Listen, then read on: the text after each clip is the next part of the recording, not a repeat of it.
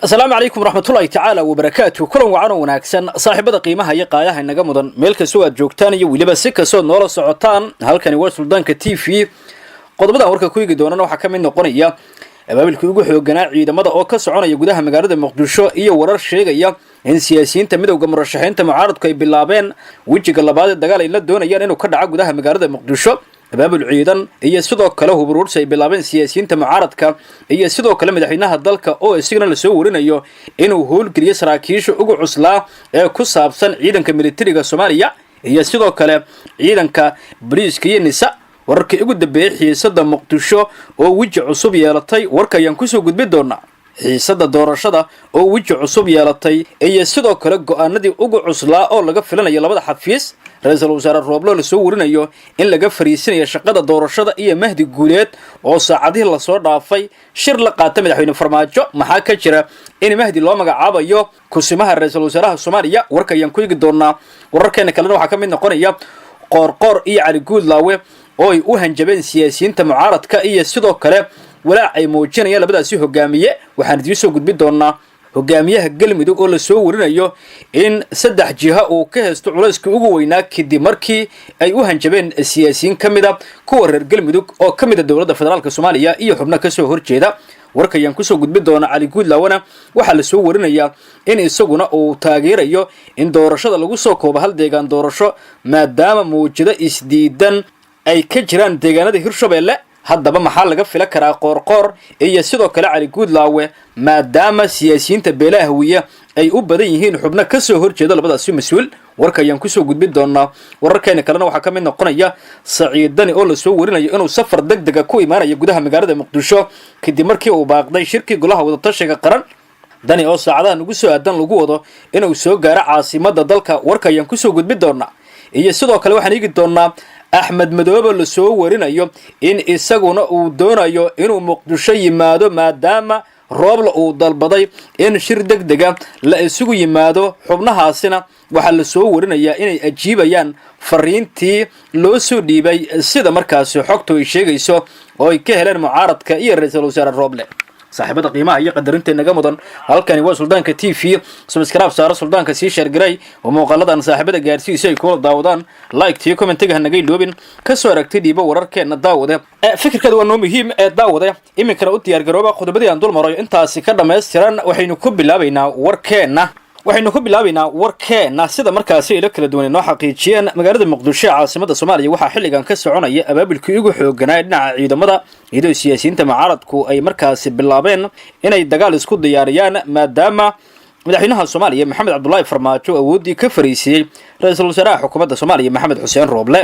xogtu siday sheegayso kulan saacadii la soo dhaafay aan loo kala kicin oo ka dhacay Muqdisho yeesheen mucaaradka ayaa lagu heshiiyay in mar kale la isqaybiyo sidii bishii Abriil oo kale degmooyinka gobolka Banaadirna laga bilaabo in markaasi mucaaradku ay ciidan ka abaabulaan sida xogtu sheegayso wallow ay ku kala qaybsan yihiin siyaasiyiinta qaar sidaynu xogta ku helayno arrintaas ayaa ah mid la doonayo in si degdeg ah markaasi mucaaradku ay uga jawaabaan go'aankii madaxweyne Farmaajo wallow madaxweynaha dhankiisa ay ka socdaan abaabul ciidan oo xoog badan isagoo madaxweynuhu markaasi la soo warinayo inuu amar ku siiyay saraakiisha taliyaasha iyo ciidanka qalabka sida guud ahaan in heegan ay galaan caasimadda Muqdisho ayaana xilligan lagu arkayaa ciidamo fara badan oo baabuurta noocyadooda kala duwan wata kuwaas oo markaasi la soo warinayo inay howlgal ka bilaabeen guryaha mucaaradku ay degan yihiin iyo meelaha laga fila karo inay abaabul ka bilaabaan sida aynu xogta ku helayno warar kala duwan suldaanka tiifo helayo ayaa sheegaya in laga yaabo mar walba marka ka dambaysa in dagaal uu bilowdo maadaama siyaasiyiintu markaasi iyaguna ay Rooble garab ka heleen Rooble waxa la soo warinayaa in isaguna uu garab taagan yahay siyaasiyiinta mucaaradka doonayana inuu la dagaalamo madaxweynaha talada haya Maxamed Cabdullaahi Farmaajo wararku sida ay sheegayaan Mahdi Maxamed Guuleed Qadar ra'iisul wasaare ku-xigeenka dalka ayaa waxa uu kulan gaar ah saacadii la soo dhaafay la qaatay madaxweynaha Soomaaliya Maxamed Cabdullaahi Farmaajo kulankaasi waxa looga hadlay sida xogtu sheegayso in Mahdi loo dhiibo kusimaha ra'iisul wasaaraha xukuumadda Soomaaliya maadaama la dhimay awoodii Rooble sida xogtu sheegayso madaxweynuhu waxa uu doonayaa in markaasi Mahdi uu inta ra'iisul wasaare cusub lagu qanacsan yahay laga magacaabayo uu sii daadihiyo hawsha doorashada sida daraadeed in markaasi Rooblena awoodiisa la dhimo wallow uu isaguna taageero kala duwan ka helayo beesha caalamka waa Rooble iyo sidoo kale siyaasiyiinta mucaaradka sida xogtu sheegayso warar kala duwan oo Suldaanka TV oo helaya ayaa sheegaya in xilligan markaasi madaxweynuhu uu doonayo inuu qaato go'aan kale oo weyn oo isbedel weyn ku sameey kara dalka taasoo ka dhigan mid madaxweynuhu uu doonayo in xilligan uu Mahdi Guuleed u magacaabo kusimaha ra'iisul wasaaraha dalka si doorashada looga wareejiyo Maxamed Xuseen Rooble kaasoo lagu eedeynayo inuu ku fishilmay daadihinta doorashada iyo sidoo kale in waqtiga loo qorsheeyo doorashada uu ku soo gabagabeeyo taasoo la soo warinayo in madaxweynuhu uu doonayo in go'aankan uu qaadanayo uu noqdo mid markaasi isbedel weyn ku keena doorashada dalka dhinaca hogaamiye goboleedyada ayaan aadaynaa sida markaasi aynu xogta ku helayno hogaamiyaha Galmudug Axmed Cabdi Kaariyo Qoorqoor wuxuu markaasi cadaadis weyn kala kulmaya siyaasiyiinta mucaaradka oo beeshiisa ugu badan gaar ahaan siyaasiyiinta ka soo jeeda Galmudug sida xogtu sheegayso Axmed Cabdi Kaariyo Qoorqoor iyo Cali Guudlaawe ayaana waxa la soo warinayaa in saddex markaasi meelood laga heesto meel waa dhinaca filla Soomaaliya meel waa dhinaca mucaaradka Qoorqoorna waxa laga heestaa saddexaad ahal sunna oo la soo warinayo in mucaaradku durbaba ay bilaabeen inay howlgeliyaan kulana dagaalamaan Axmed Cabdi Kaariyo Qoorqoor hogaamiyaha Galmudug maadaama uu taageersan yahay mowqifka madaxweyne Farmaajo sida xogtu sheegayso arrintaas ayaana ah mid markaasi la doonayo in laga soo horjeesto oo mucaaradku ay ka soo horjeestaan haddii markaasi ahal sunna lagu weeraro Qoorqoor sida xogtu sheegayso wararkii ugu dambeeyay Galmudug ayaa sheegaya in Sheekh Shaakir mucaaradku ay ka dalbadeen inuu isku diyaariyo dagaal iyaguna ay taageeri doonaan sida daraadeed in markaasi Qoorqoor mowqifkiisa uu cadeeyo isagu maadaama uu markaasi la saftay madaxweynaha talada haya Maxamed Cabdullaahi Farmaajo wararku siday sheegayaan waxa markaasi hogaamiyaha Hirshabeelle Cali Guudlaawe Xuseenna la soo warinayaa in isaguna uu walaac weyn kala kulmayo madaxweynayaashii hore Soomaaliya oo ay isku beel yihiin iyo sidoo kale gobolka Hiiraan isaguna uu walaac ka heesto maadaama uusan tagi karin doorashada uusan ku qaban karin Cali Guudlaawe waxa la soo warinayaa inuu taageersan yahay in hal deegaan doorasho lagu soo koobo doorashada maadaama isaga ay dan weyn ugu jirto sida markaas xogta aynu ku helayno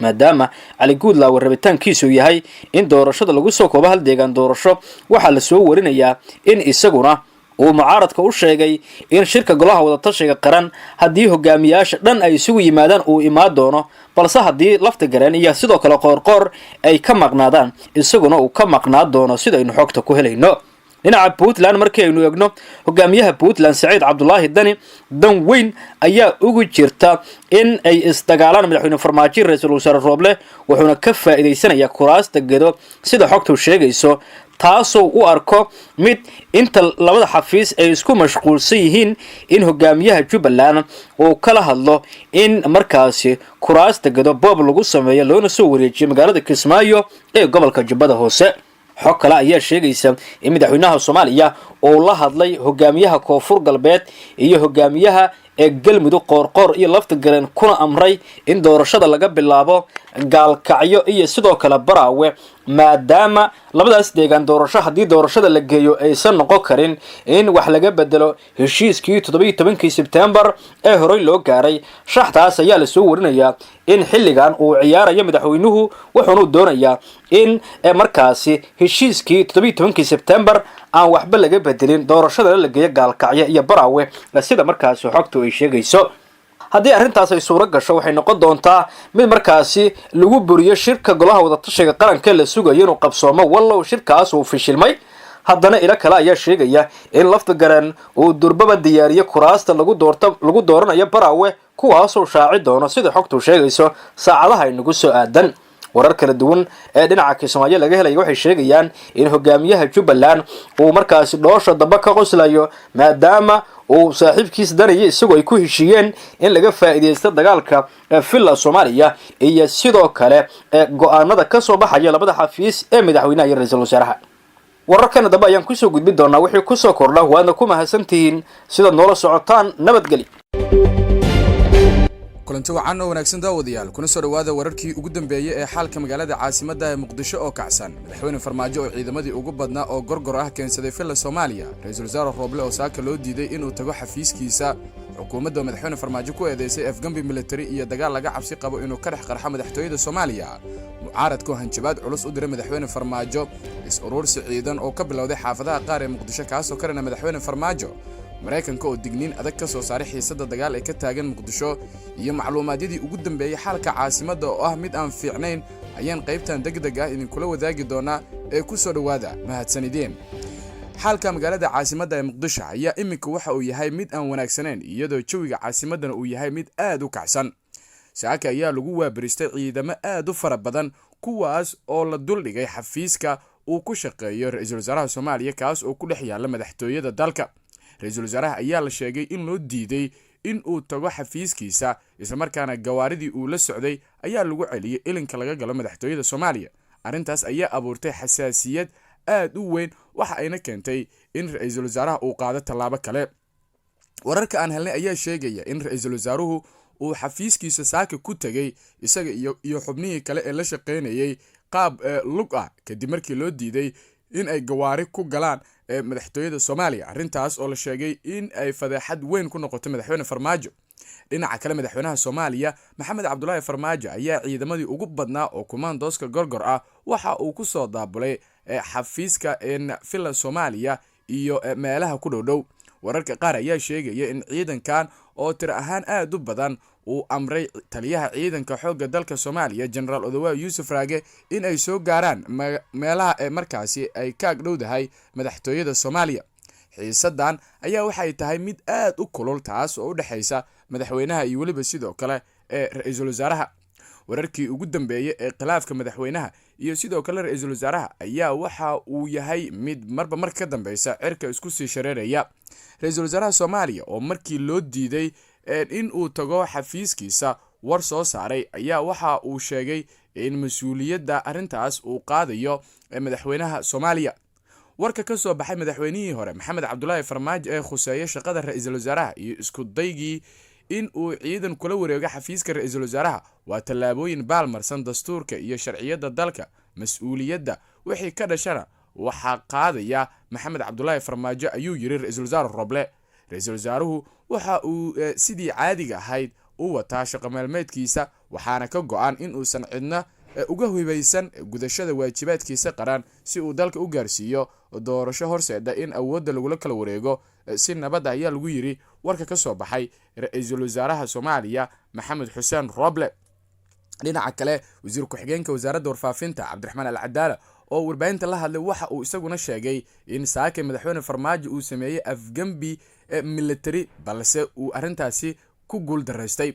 waxa uu sheegay in saakay loo diiday inay tagaan xafiisyadooda isla markaana madaxweynuhu isku dayay inuu afgambi kula wareego xafiiska ra'iisul wasaaraha iyo xubnaha sidoo kale la shaqeynaya balse waxa uu sheegay Al-Cadaala in isku daygaasi uu fashilmay geesta kale waxa loo diiday filla Soomaaliya inay galaan wasiirada gaashaandhigga iyo wasiirka amniga labadan nin waxay saaxiib leeyihiin ra'iisul wasaare Roble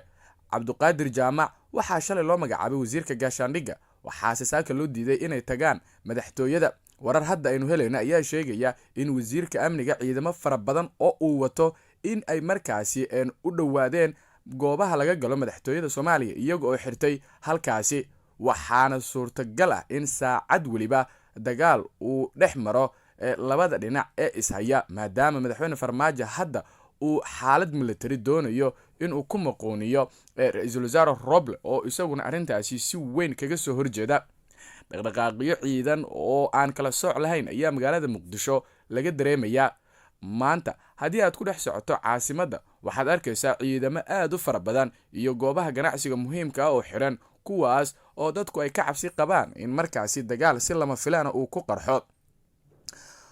xogaha kale aynu ka helayno xiisadda dagaal ee u dhaxaysa Farmaajo iyo Roble ayaa waxay sheegayaan in guriga madaxweynihii hore ee maamulka Galmudug Axmed Ducaale Geelle Xaaf oo ku yaala magaalada Muqdisho uu ka soconayo abaabul ay wadaan beesha uu ka dhashay ra'iisul wasaare Maxamed Xuseen Roble beesha ayaa dhammaantood halkaasi isugu timid haday ahaan lahayd siyaasiyiin waxgarad ganacsato iyo dad dhalinyaro kuwaas oo ka shiraya sidii ay u taageeri lahaayeen ra'iisul wasaare Roble wararku waxay nagu soo gaareen inay doonayaan in ra-iisul wasaaraha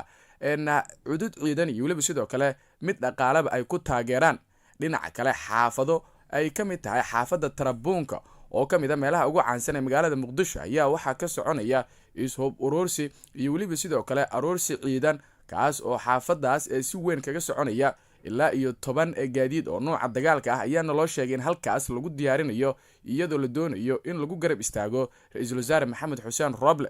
xaalku waxa uu yahay mid aad u cakiran iyadoona laga cabsi qabo in fooda la isdaro. dhinaca kale mucaaradka ayaa iyaguna hanjabaad culus u diray madaxweynaha Soomaaliya Maxamed Cabdullaahi Farmaajo. madaxweynihii hore ee Soomaaliya Xasan Sheekh Maxamuud qoraal uu soo saaray waxa uu ku yiri waxaan cambaareynaa afgambigii military ee uu isku dayay madaxweynihii hore. ummadda Soomaaliyeed waa ay soo jeedaa waana feejigan tahay. waxaan ku baaqayaa ilaalinta sharciga dimuqraadiga ah ee uu dalku ku dhisan yahay iyo garab istaaga ra-iisul wasaaraha si dalka looga hirgeliyo doorasho. sidoo kale Cabdiraxmaan Cabdishakuur ayaa isaguna hanjabay. geesta kale ra-iisul wasaare ku-xigeenka dalka Mahdi Guuleed oo ka hadlay xiisadan ayaa waxa uu sheegay in uu isagu yahay tabliiqi nabadeed isla markaana xiisadan wax lug ah uusan ku lahayn. Mahdi Guuleed ayaa ku baaqay in nabadda la qaato. waxa uu ugu baaqay madaxweynaha iyo sidoo kale ra-iisul wasaaraha labadooduba inay markaasi dalka caymiyaan oo ay xaaladan adag markaasi ka fiirsadaan. waxa aan ahay tabliiqi nabadeed, waxa aan labada oday ugu baaqaya in ay dalka caymiyaan ayuu yiri ra-iisul wasaare ku-xigeenka dalka mudane Mahdi Maxamed Guuleed Qadar. si kastaba xaaladda ayaa waxay tahay mid marba marka ka dambeysa ka sii daraysa. haddii aynu fiirino baaqa ka soo yeeray Mareykanku waxa uu ka hadlay xiisadan taagan isaga oo dalbaday in si degdeg ah loo joojiyo xiisada ka aloolsan magaalada Muqdisho ee caasimadda Soomaaliya. Mareykanka oo goordhoweed Twitterka ku soo hadlay ayaa si adag uga hadlay xiisada dagaal ee ka taagan maanta magaalada Muqdisho. Mareykanku waxa uu ka mid yahay dowladaha taageera dowladda federaalka ah ee Soomaaliya waxaana ka hadlay xiisada u dhaxaysa madaxweyne Farmaajo iyo ra-iisul wasaare Roble ee maanta ka taagan gudaha Villa Soomaaliya taas oo laga cabsi qabo inuu isku bedesho dagaal. qoraal lagu daabacay barta Twitterka ee safaaradda Mareykanka ee Muqdisho ayaa waxa lagu yiri waxaan si adag ugu baaqaynaa madaxda Soomaaliya inay qaadaan tallaabooyin degdeg ah oo lagu qaboojinayo xiisada Muqdisho kana fogaadaan falalka kicinta ah kana fogaadaan rabshadaha. Mareykanka iyo dalalka kale ee reer galbeedka ayaa inta badan ka gaabsada in ay runta u sheegaan shakhsiga loo arko in uu carqalad ku yahay arrimaha doorashooyinka. sidoo kale warka Mareykanka war la mid ah waxa iyaduna soo saartay dowladda Ingiriiska oo ku baaqday iyaduna in si degdeg ah loo joojiyo xiisada ka taagan gudaha madaxtooyada ee Soomaaliya. haddaba daawadayaal wararka ku soo kordha xiisada madaxweynaha iyo waliba sidoo kale ra-iisul wasaaraha wararkeena kale ayaan ku soo gudbinaynaa qaybteeni degdeg ahaydna intaan ayaan ku soo gabagabeynaya sidaas iyo nabadgeli.